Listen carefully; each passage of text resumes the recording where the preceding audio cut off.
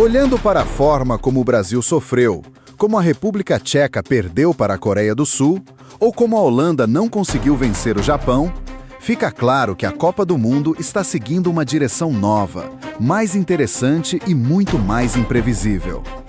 Ao longo de uma história de quase 100 anos, a glória da Copa do Mundo sempre foi uma disputa entre Europa e América do Sul.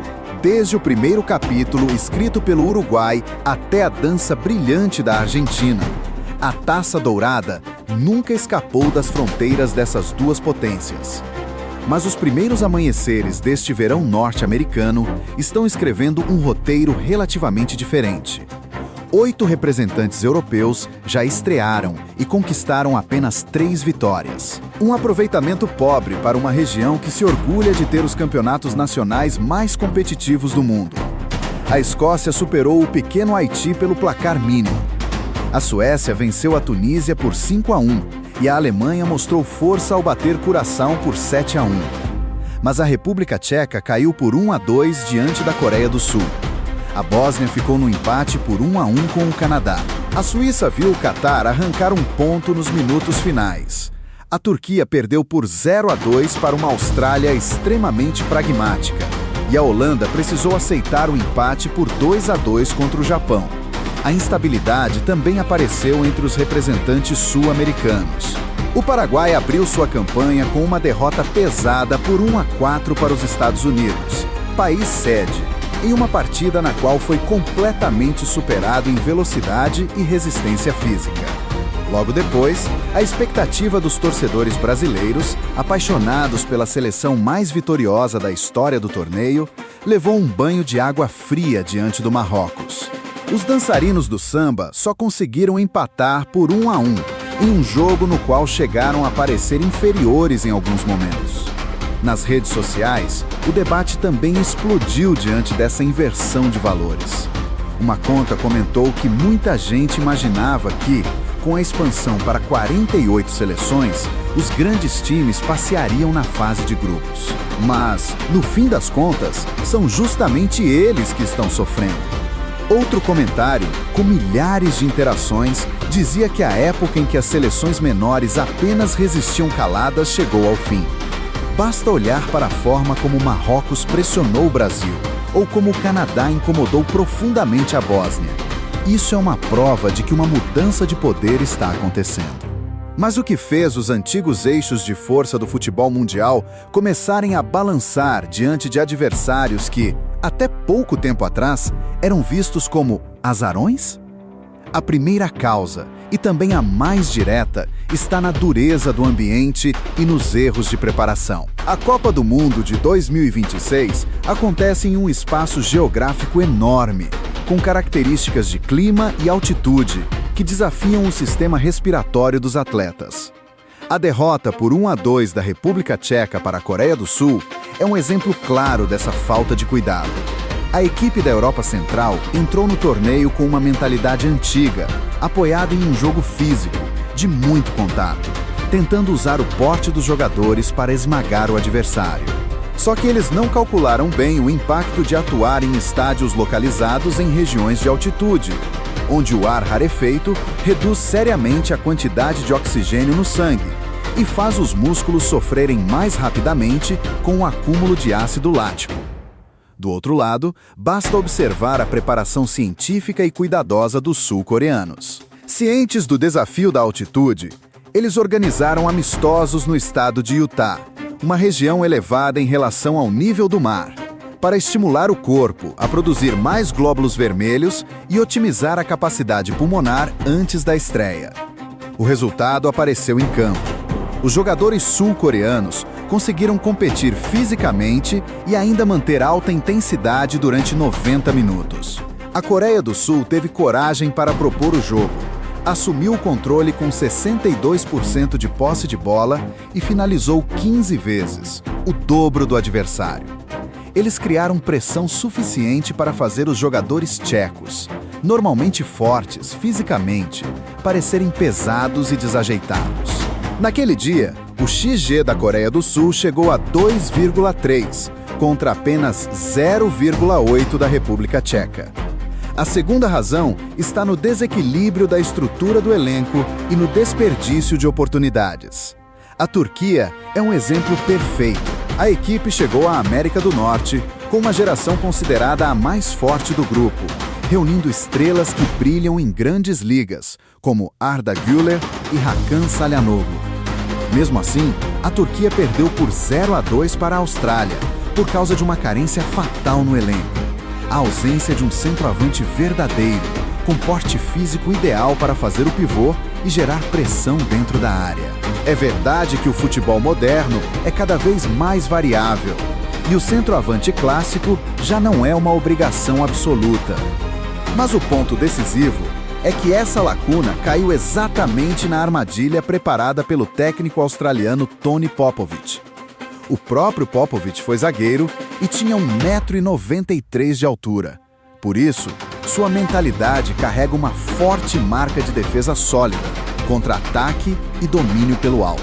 A Austrália aceitou ficar menos com a bola, recuou suas linhas e induziu o adversário a cruzar pelas duas pontas. Diante das torres defensivas da equipe australiana, os atacantes turcos, todos abaixo de 1,80 m, foram completamente neutralizados e isolados. Toda tentativa de colocar a bola no espaço em frente ao gol australiano foi quebrada com facilidade, transformando uma Turquia tecnicamente promissora em um time travado, impotente e vulnerável aos contra-ataques. A tragédia de um elenco mal equilibrado também apareceu no empate por 1-1 entre Suíça e Catar. A seleção suíça, conhecida como a equipe do país dos relógios, ocupa a 19ª posição no ranking da FIFA, muito acima do Catar, representante asiático que aparece em 56º lugar. Em campo, a Suíça mostrou superioridade clara ao finalizar 26 vezes, criar uma sequência de chances perigosas e elevar seu XG a impressionantes 3,2, contra apenas 0,6 do adversário. Mas a ausência de um finalizador frio transformou uma atuação dominante em um show de desperdício. Quando tantas chances decisivas são perdidas, a regra cruel do futebol costuma aparecer. Aos 94 minutos, um momento de desatenção da defesa suíça permitiu que o Catar empatasse e conquistasse seu primeiro ponto na história da Copa do Mundo, justamente para uma seleção que havia perdido os 3 jogos da fase de grupos quando jogou o Mundial em casa. Algo parecido aconteceu com a Escócia. Mesmo vencendo o Haiti por 1-0, a atuação esteve longe de convencer. Sob o comando do técnico Steve Clarke, a Escócia mostrou força nas eliminatórias, conquistou a vaga direta e empurrou a Dinamarca para a repescagem, onde acabou eliminada. Mas diante de um Haiti intenso e imprevisível, a escalação tradicional deixou a Escócia em uma situação desconfortável. Os escoceses perderam tanto na força do contato físico, quanto na quantidade de jogadores no meio-campo contra atletas haitianos fortes, parecidos com jogadores de futebol americano. O pequeno Haiti fez um jogo aberto, finalizou 15 vezes e obrigou a seleção europeia a proteger com muito cuidado uma vantagem mínima e frágil. A terceira razão está no nivelamento do mapa do futebol e na ascensão de estruturas modernas. A era em que seleções grandes da Europa e da América do Sul podiam esmagar facilmente adversários da Ásia, da África ou da América Central e do Norte apenas pela superioridade tática, mental e científica ficou para trás. Hoje, países considerados menores aprenderam a explorar ao máximo suas forças físicas e características próprias, combinando isso com treinadores de alto nível para construir planos de jogo científicos, lógicos e eficientes. Veja o caso do Canadá contra a Bósnia. Mesmo com menos tradição, o Canadá deu um salto importante sob o comando de Jesse Marsch. Formado e experiente em clubes ligados ao ecossistema da Red Bull, além de ter passado pelo Leeds United, Marsch levou para a seleção canadense uma filosofia completa de pressão alta, transição rápida e intensidade sem a bola. Aproveitando ao máximo um elenco com jogadores velozes e fisicamente resistentes, o Canadá sufocou os espaços da Bósnia. Eles permitiram que o adversário tivesse apenas 39% de posse de bola, finalizaram 13 vezes e controlaram o ritmo do jogo, com XGG de 1,23 contra 0,96 do rival. O Canadá ainda não encontrou sua primeira vitória em uma Copa do Mundo, mas essa atuação foi uma afirmação clara de que a equipe já tem maturidade suficiente para competir de igual para igual. Essa evolução coletiva também é impulsionada pela forte exportação de jogadores. As estrelas da Coreia do Sul, do Japão, do Marrocos e dos Estados Unidos já não jogam mais em campeonatos isolados. Elas são peças importantes que entram em campo toda semana na Premier League, na La Liga ou na Bundesliga. Elas seguem a mesma dieta, treinam com métodos parecidos e enfrentam diretamente as estrelas europeias no nível dos clubes. Essa familiaridade reduziu parte do medo psicológico na hora de entrar no palco internacional. Quando o Marrocos enfrentou o Brasil, os jogadores africanos mostraram leveza em cada toque, confiança nas trocas curtas de passe e disposição para entrar forte quando necessário. Eles entenderam bem os pontos fracos da seleção e exploraram isso de forma precisa, deixando os dançarinos do samba sem resposta na busca pela vitória. A decisão da FIFA de ampliar o torneio para 48 seleções, inicialmente, gerou muitas dúvidas sobre uma possível queda na qualidade técnica. Muita gente temia que a competição tivesse várias equipes fracas e jogos muito desequilibrados. Mas a realidade está mostrando o contrário.